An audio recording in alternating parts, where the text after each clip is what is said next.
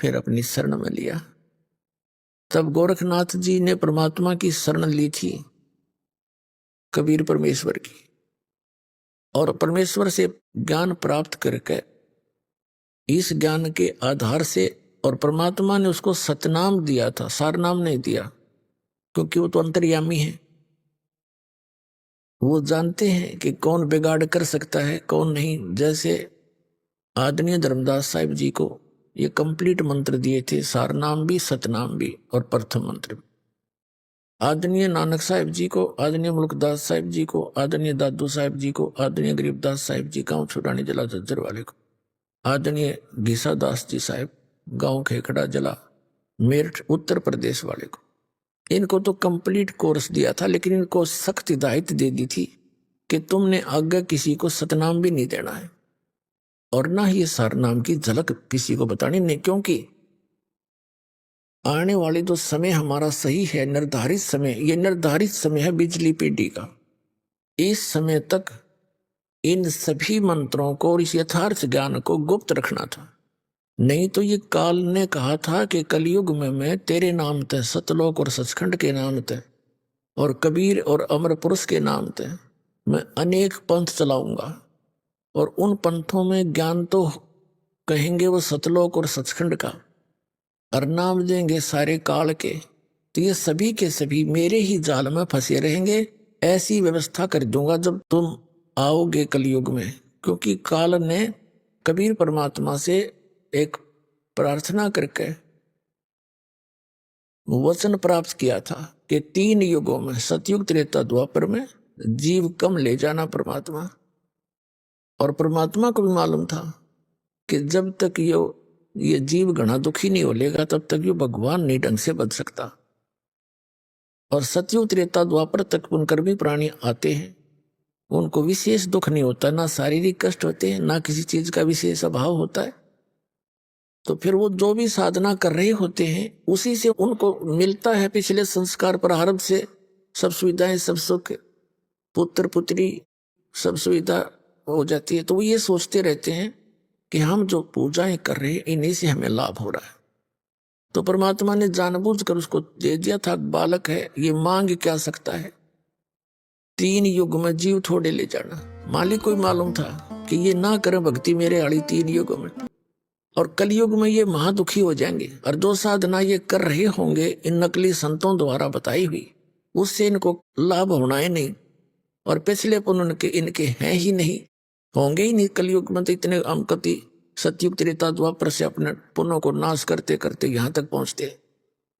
तब परमात्मा को पता था कि उस कलयुग के बिचली पीढ़ी के समय में ये सभी उस काल के जो फैलाए हुए जाल में सब संतों पंथों के पास घूम फिर कर उनके ज्ञान को सुन सुना कर ये सारे थक चुके होंगे, और स्थिति ज्यों की त्यों होगी। जैसे ये जय गुरुदेव पंथ का प्रवर्तक श्री तुलसीदास जी थे, ये मेरे ख्याल में 70 साल तक सत्संग कर गए, 70 से भी ज्यादा कर गए होंगे। और जब से सत्संग करने लगा, जब से न्यों कहने लगे थे, हम तो छोटे छोटे ही थे जब पढ़ा करते, जय गुरुदेव सतयुग आओगा, जय गुरुदेव सतयुग लाओगा। वो सतयुग तो है ना, और आप भी चले गए ब्रह्म मैटी करवा के। अपनी आत्माओं ना उनकी साधना ठीक, ना उनका ज्ञान कोई भगवान वाला, ना उन्होंने कोई सतग्रंथ धार मान्या। अपनी लोक वेद सुनी सुनाई उस शिवदयाल की दंत कथा से लाखों करोड़ों जीव काल के मुंह में डाल दिए। अब जो दास बताना चाहता उस प्रसंग पर आते हैं कि अब ये जितने भी काल के पंथ थे, काल ने कहा था 12 पंथ करूं मैं साजा, नाम तुम्हारा ले करूं आवाजा।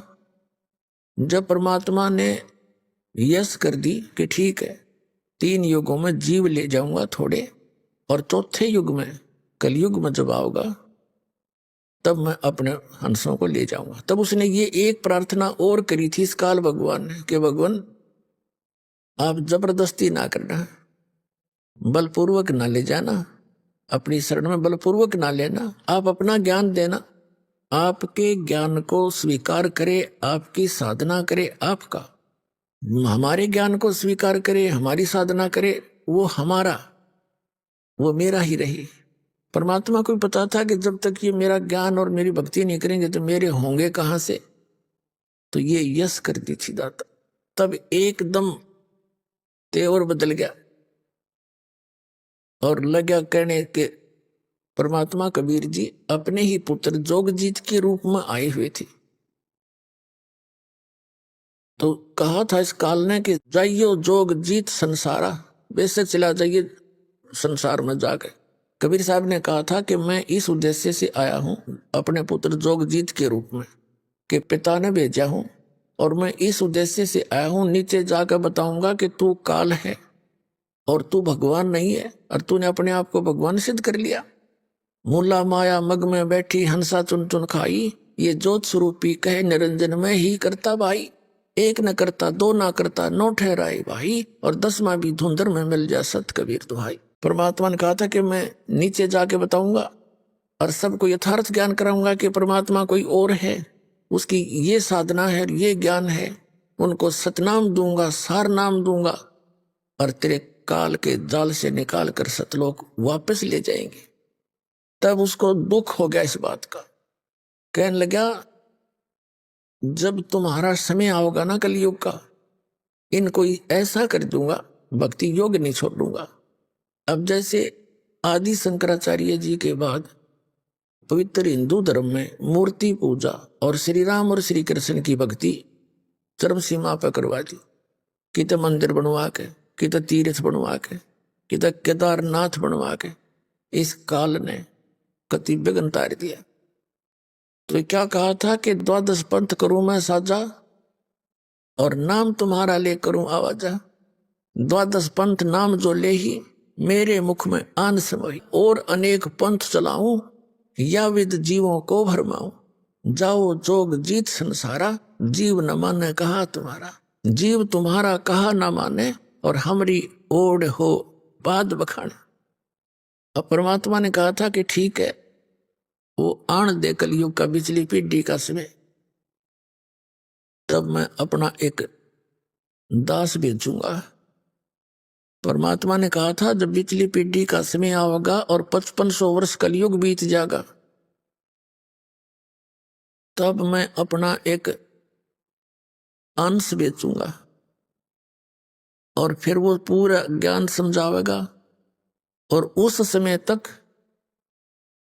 मालिक को मालूम था कि ये काल के द्वारा प्रेरित जितने भी संत और पंथ हैं ये चरम सीमा पर होंगे। इनके द्वारा दिए गए ज्ञान और भक्ति विधि की पुस्तकें बन चुकी होंगी, और जब मेरा दास जावेगा इनकी सबकी पोल खोल देगा, सदग्रंथों से मिलावेगा और इनके थैलों के झाड़े ले लेकर खोल खोल के दिखाओगा, देख भाई असली और नकली की पहचान करा के और मेरे बच्चों को मेरी शरण में लावेगा। तो वो समय ईब आ गया। तो जैसे गोरखनाथ जी को पता था कि यू कड़ी बिगाड़ेगा, उसको केवल सतनाम दिया था, वो 2 अक्षर का, सार नाम नहीं दिया। और उस परमात्मा के ज्ञान को लेकर और सतनाम के आधार से उसने प्रचार शुरू कर दिया। और वाह होगी, गोरख जैसा विद्वान नहीं, हम तो ऐसे हैं अर्धी की गांठ लेकर और पंसारी का बोर्ड लगा लेते हैं। तो जिस कारण से आदरणीय गरीबदास साहब जी कह रहे हैं परमात्मा कबीर जी से प्राप्त उस संपूर्ण स्पिरिचुअल नॉलेज के आधार से कि गोरख से ज्ञानी गणे, विज्ञान से क्या बात बनेगी जब समाधान नहीं है।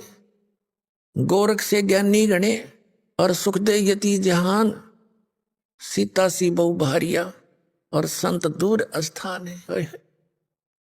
कहते हैं गोरख जैसे विद्वान बतेरे पा जाएंगे, अटपट करनी है। और सुखदेव ऋषि जैसे भी बहुत से यति पुरुष मिल जाएंगे, और सीता जैसी पतिव्रता पत्नियों की भी कमी नहीं है संसार में, लेकिन कमी है तो संत की कमी है। कहते हैं गोरख से ज्ञानी गणे और सुखदे यति जहान और सीता से बहु भारिया, और संत दूर स्थान यानी संत भक्ति मार्ग में ये बहुत दूर घर है, तो आप वो भक्त वो संत बन गए। संत सोए जो सीधा चाले, यानी मार्ग भी सीधा हो, बकवाद भी छोड़ दे। तो ये जो आप आज इस परमात्मा की शरण में आए हो, इससे पहले तो आप कैसे थे? लखबर सूरा जूझ ही लखबर सामत दे, और लखबर यति जहान में रहा हो, तब सतगुरु शरण ले, तब ऐसी पुण्यात्माओं उस परमात्मा कबीर जी की शरण में आती है।